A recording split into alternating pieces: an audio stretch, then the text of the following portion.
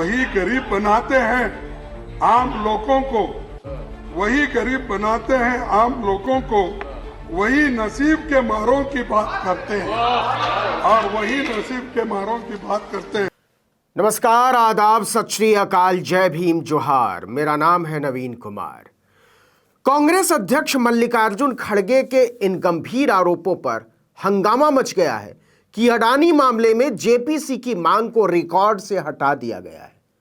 उन्होंने press conference करके मोदी सरकार से पूछा कि क्या जेपीसी की मांग करना कोई असंसदीय काम है, कोई गलत बात है, कोई अपराध है, और अगर नहीं तो फिर संसद के रिकॉर्ड से अडानी की करतूतों पर जेपीसी की मांग को हटाया क्यों गया। खड़गे ने कहा कि आजादी के 75 साल पर यह अमृत काल नहीं बल्कि मित्र काल चल रहा है। संसद के दौरान विपक्ष की ओर से उठाए गए तमाम मुद्दों को बिना तवज्जो दिए प्रधानमंत्री मोदी ने एक चुनावी भाषण दिया। खड़गे ने कहा कि हम अडानी मुद्दे पर जेपीसी जांच चाहते थे, 13 दलों ने इसकी मांग उठाई थी, हम जनता के नुमाइंदे हैं, उनकी तरफ से बोल रहे थे। इस बात से कौन इनकार कर सकता है कि अडानी सवालों के घेरे में है। इस पर संसद में संयुक्त संसदीय समिति यानी जेपीसी की मांग करना गुनाह कैसे हो गया, इसे क्यों रिकॉर्ड से हटाया गया। लेकिन यह इकलौती चीज नहीं है जिसे संसद के रिकॉर्ड से हटाया गया है। मल्लिकार्जुन खड़गे ने संसद के रिकॉर्ड से हटाई गई कई बातों का जिक्र करते हुए सवाल उठाया कि जो बातें रिकॉर्ड से हटाई गई हैं उसमें असंसदीय क्या था, इसका जवाब दिया जाए। कांग्रेस अध्यक्ष ने संसद में अपने भाषण के दौरान एक शेर पढ़ते हुए केंद्र सरकार पर हमला किया था। वो शेर था, नजर नहीं है नजारों की बात करते हैं, जमीन पर चांद सितारों की बात करते हैं, वो हाथ जोड़कर बस्ती को लूटते हैं, भरी सभा में सुधारों की बात करते हैं, बड़ा हसीन है उनकी जुबान का जादू, लगा के आग बहारों की बात करते हैं। मिली कमान तो अटकी नजर खजाने पर, नदी सुखाकर किनारों की बात करते हैं, वही गरीब बनाते हैं आम लोगों को, वही नसीब के मारों की बात करते हैं।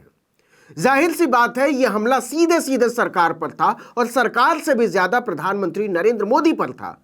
और जब खड़गे ये शेर पढ़ रहे थे तो धनखड़ असहज होते जा रहे थे, और जब खड़गे की बात खत्म हुई तो धनखड़ ने भी एक शेर हवा में लहरा दिया। उम्र भर गालिब यही भूल करता रहा, धूल चेहरे पर थी आईना साफ करता रहा। ऐसा लगा जैसे यह सरकारी जवाब हो। खैर, परंपरा रही है शेरो शायरी की, नेता भाषणों में शेरों, कविताओं, दोहों का इस्तेमाल करते रहे। खुद प्रधानमंत्री नरेंद्र मोदी ने भी किया और बाकायदा उसी दिन किया जिस दिन मल्लिकार्जुन खड़गे ने किया। मोदी ने दुष्यंत कुमार का शेर पढ़ा कि तुम्हारे पांव के नीचे कोई जमीन नहीं, कमाल यह है कि फिर भी तुम्हें यकीन नहीं। लेकिन न तो मोदी के पढ़े शेर को रिकॉर्ड से हटाया गया, न खुद जगदीप धनखड़ के पढ़े शेर को। खड़गे ने आरोप लगाया कि सिर्फ उनके पढ़े शेर के एक हिस्से को रिकॉर्ड से हटाया गया। क्यों? बस्ती को लूटने वाले सुधारों की बात करते हैं।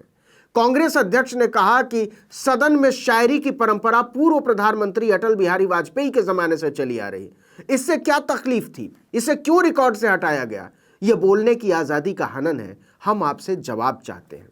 कांग्रेस अध्यक्ष ने प्रेस कॉन्फ्रेंस करके सवाल किया कि क्या अडानी के मुद्दे पर संयुक्त संसदीय समिति द्वारा जांच नहीं होनी चाहिए? क्या एलआईसी के डूबते पैसे पर सवाल नहीं उठाना चाहिए? क्या एसबीआई द्वारा अडानी को दिए गए 82,000 करोड़ रुपए के बारे में सवाल नहीं पूछा जाना चाहिए? क्या जनता के डूबते पैसे पर सवाल करना गलत है? क्या यह पूछना गलत है कि अडानी की कंपनियों में आने वाला पैसा कहां से आ रहा है? खड़गे ने कहा प्रधानमंत्री जनता के सवालों का जवाब दिए बगैर संसद से चले गए, लेकिन जेपीसी की मांग को ही कार्यवाही से हटा देना हैरानी पैदा करता है। आप ऐसा कैसे कर सकते हैं?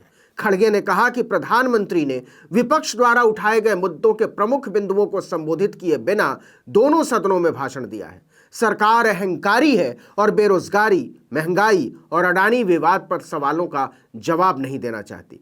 वो जनता और देश के प्रति अपनी जिम्मेदारी से भाग रही है। इस वीडियो में इतना ही, लेकिन अगर आपने आर्टिकल 19 इंडिया को अब तक सब्सक्राइब नहीं किया है तो फौरन कर दीजिए। बेल आइकॉन दबाइए, घंटी जैसी आकृति लाइक कीजिए और कमेंट करके बताइए हमारा वीडियो आपको कैसा लगा।